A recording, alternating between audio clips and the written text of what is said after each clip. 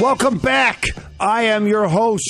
Like the guy just said, I'm Attorney Steven Leahy, and this is the IRS Radio Hour on AM 560, The Answer. I'm here with Jim and Deborah, and Jim is doing his homework, I think.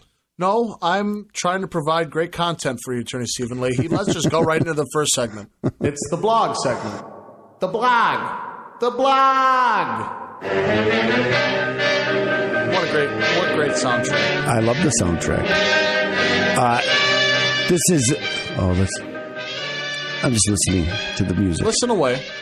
Okay, so as you know, on this blog segment, I like to talk about things that are happening in my office. And I keep getting these same calls in the last 2 weeks. Now, I'm going to encourage you that are watching or that are listening to call me. You have a question about your finances, call me, but specifically about IRS problems.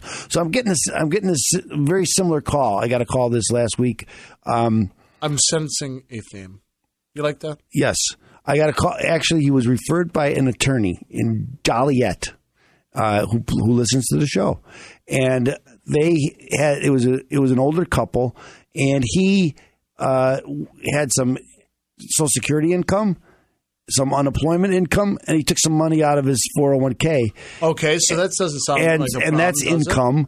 And what happened is he took his return to a big box outfit to have his tax return completed, and he didn't like the results.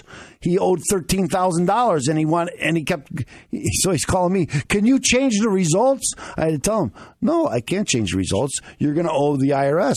These are all taxable events, and they're going to be taxed. And this is where it comes in. Now, this is where I can help people, because if you owe the IRS money and you can't pay them. And he said people think it's unfair. So I have another client, and I'm just going to give you this other scenario, very similar, in that she had sold a home to on a short sale last year, and they changed the law. Remember, there used to be a law called the Mortgage Forgiveness Act that if I sold the home at short sale, that was my primary residence. It wasn't. They said accepted that from a taxable event, so they wouldn't make me pay taxes on any money forgiven on a 1099-C. We talk a lot about 1099-C, 1099-A, 1099. Right. I don't know who's on first. Exactly. 1099-K. Remember that's a new one with these cryptocurrencies. We've been hearing a lot about that too, but I digress. Anyway, she finds that she's going to be taxed on about $90,000 in a forgiven mortgage, and she can't pay it. She's got a little bit of money in the savings account, and she's afraid that she's going to lose all of her money to the IRS. Same thing with this guy. He's got some money he still has a little bit of money in a 401k, and he's afraid that if he owes the IRS this money, they're going to come and take it away from him. And he said, we've been considering filing bankruptcy, so we're just going to go ahead and do that. I said, wait a minute. Here's a problem now. These taxes you haven't even filed your tax return yet, so they haven't even been assessed. So those taxes won't be dischargeable in bankruptcy. And if you go to a bankruptcy, it turns out to be because you think that you're going one way and you think, oh yeah, well, so I'm going to go file bankruptcy and I'll walk away from it. And the answer is, there's some rules on walking away from it. And one of the rules is it's got to be more than 3 years old. And if you haven't even filed your tax return, they're not 3 years old yet. So they're not going to be dischargeable in bankruptcy. So, but here's the thing, and this is what I wanted to talk about. It's this thing that they call currently not collectible. And what this is when I can prove to the IRS, and one of the things is it doesn't change what you owe the IRS. You owe the IRS this money. What comes out is you can't pay them because I don't have enough money to pay them. And if I can prove to the IRS that it's easy to prove what my income is, especially if I'm if I'm collecting Social Security. This is my income. Then I could show them. Well, there's the standards. They have standards of what my expenses ought to be, or what they call allowable expenses. So if I look at my income and I use the allowable expenses, and it shows I really don't have enough money to pay my expenses. The IRS will say, okay, we're going to put you in this thing. It's called currently not collectible.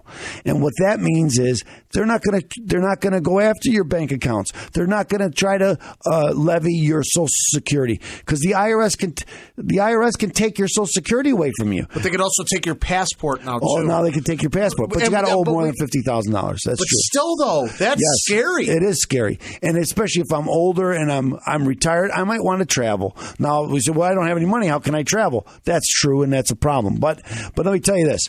If you get into this, if I could prove, and again, if you're having problems making your expenses, I could prove to them that you can't pay it, they'll put you in this currently not collectible status.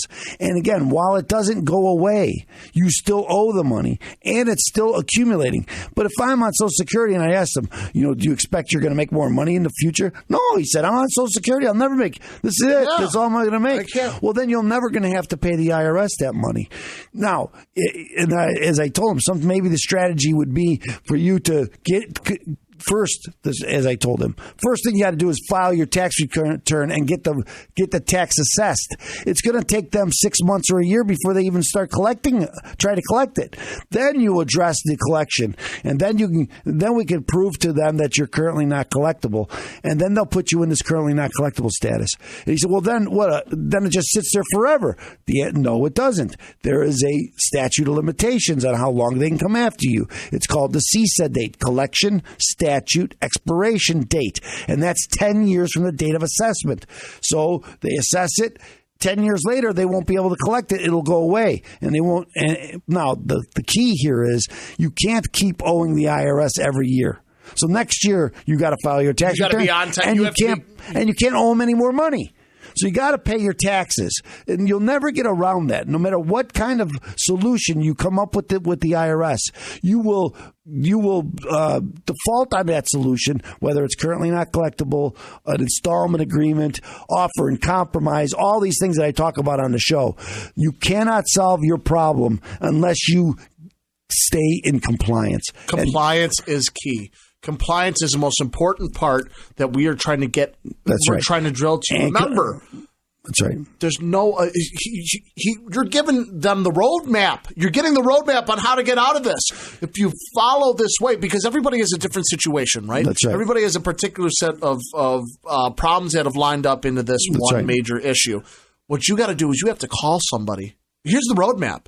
Still call somebody. We call it this. We call it the what do we call it, Jim? It's a perpetual problem. It never goes away. Cascading tax problems, and that's because you look behind you and you're trying to solve the problem behind you, and you stop planning in the future. So what we try to do is stop the looking behind us. Look forward, as you said. Build this road where you have to go to solve your problem, and to do that, you have to stay in compliance, and that means paying your taxes going forward and making sure that you file your tax return on time in the future. So if you can do that, and we all can do that, we all have to do that, then I can fix all the problems behind you, and the IRS will leave you alone. And this is where this currently not collectible status comes in. This is so important because if, again, people think, well, there's nothing I can do. I owe the IRS all this money and they're going to come after me.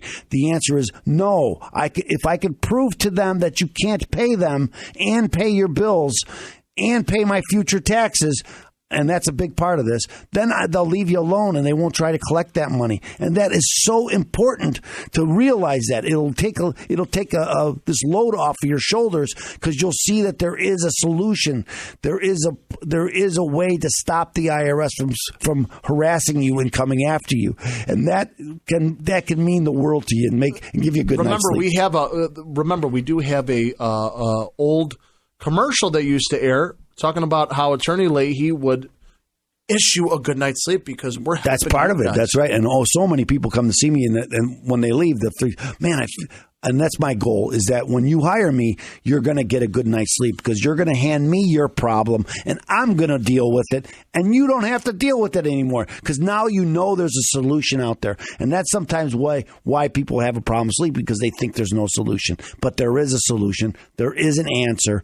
And to to get that answer, you should call me at 312-664-6649 or visit us on the web at chicagotaxteam.com, and then you can come down and visit me at my office, and we'll talk about it, and we'll solve your problem. Could not have said it any better myself. Remember, 312-664-6649 or visit chicagotaxteam.com. It's going to be your help to fight the IRS. Now, ladies and gentlemen, stay tuned, because after the commercial break, we're going to be doing some more IRS Radio Hour. It's a mystery as to what the next segment's going to be.